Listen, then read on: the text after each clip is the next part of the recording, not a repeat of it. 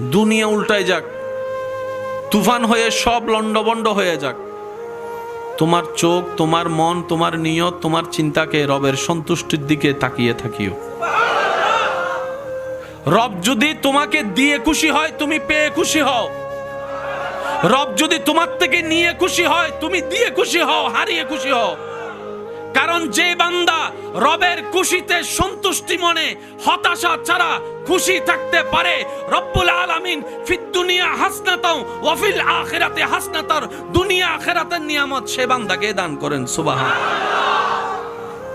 যে হা হুতাশ বেশি করে তার কাছে হারানোর সম্ভাবনা বেশি।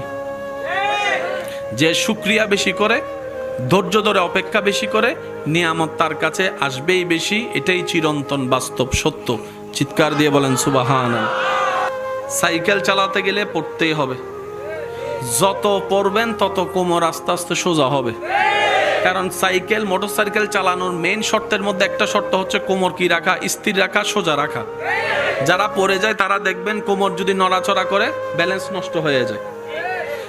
যত পড়বেন ব্যথা পাবেন, ধাক্কাটাই পাক্কা হয়ে একদিন দেখবেন আর পিছন থেকে একজনকে ধরা লাগছে না, আপনি নিজেই সাইকেল চালাইতে পারবেন।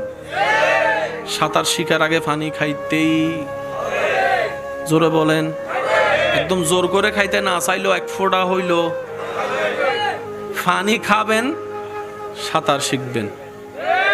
একটু জোরে বলেন না, ধাক্কা খাবেন।